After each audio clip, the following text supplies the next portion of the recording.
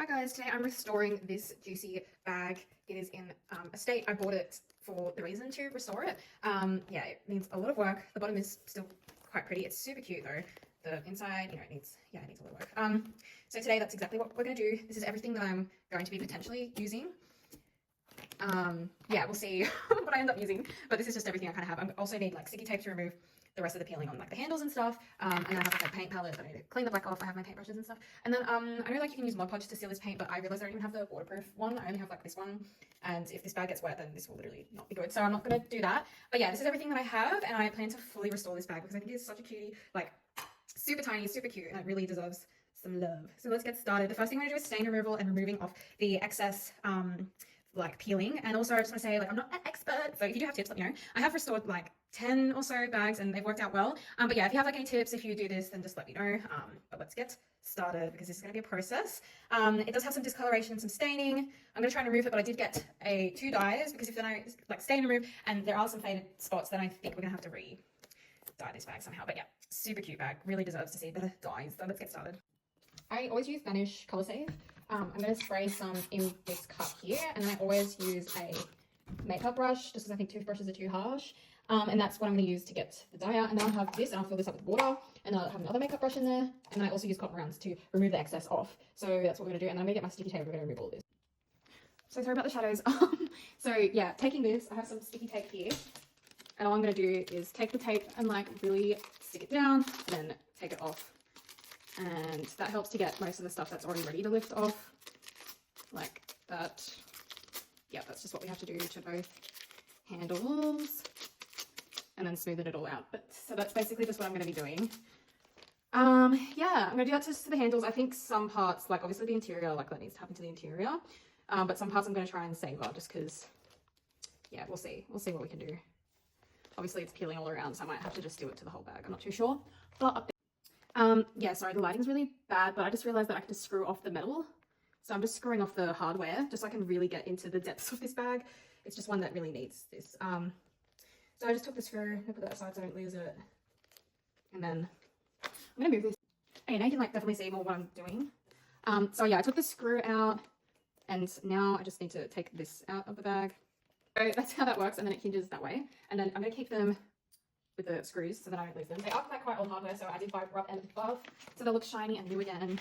But yeah, that's what I'll need to do just because otherwise I'm not gonna be able to do this bag like and give it everything that it needs. But that's how bright this color is meant to be. Through there, and then we're gonna do the rest. I'm really scared I'm gonna like bold one of the screws, so I'm just gonna do this really carefully. Yeah, I'm gonna do the rest and I'll come back.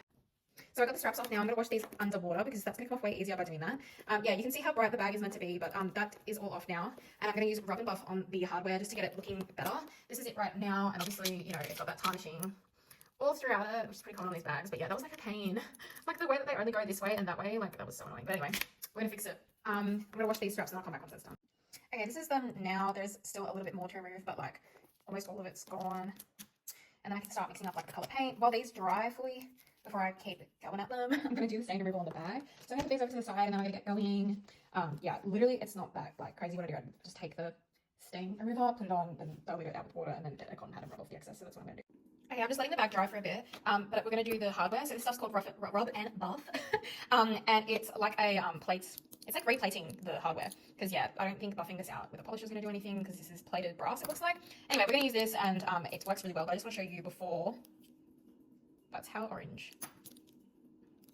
Yeah, and then I'll show you after. Yeah, this stuff you can get it in like Coles, Bunnings, Spotlight, craft stores, and that's the back. So it's super easy. So let's go. So this is the difference.